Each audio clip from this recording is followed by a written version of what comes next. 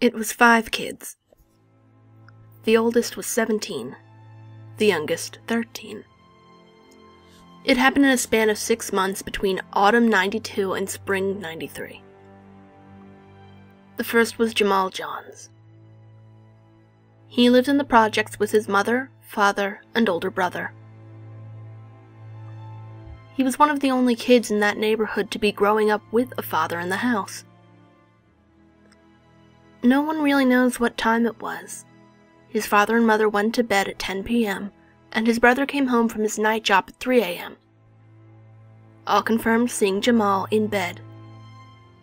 Sometime during the next 3 hours, Jamal walked to the roof and jumped.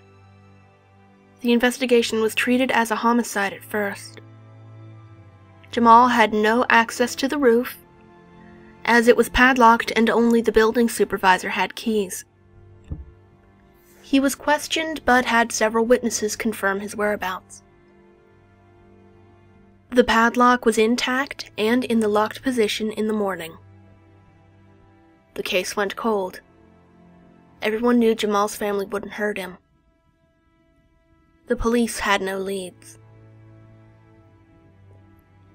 Until 13 days later, when Jacob Stinson used his brother's .45 to end his life.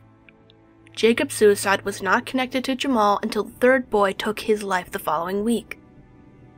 Philip's son, 13, was also found dead, as if he had jumped from his apartment.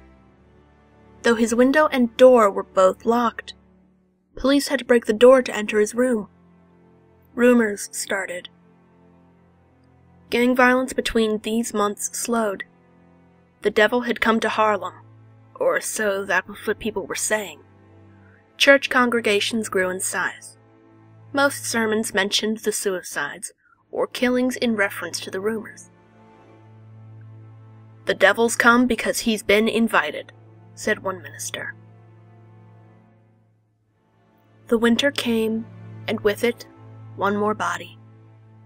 Sam Preston, 15, sat in the courtyard wearing only his underwear. He died from exposure. Several witnesses claimed to have gone in and out of the apartment complex during the night. All swore Sam was not there. All of the victims were known to be nonviolent young men who were liked by all who knew them.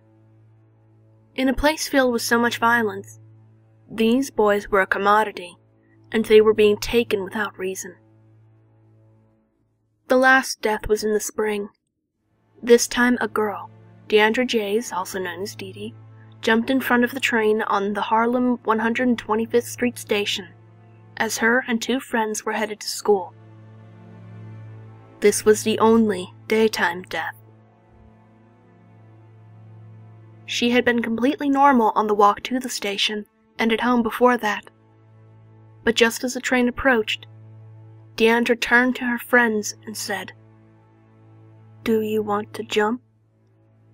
The correlation between the cases is speculative, though any resident who lived in the neighborhood during those 6 months will say they are connected.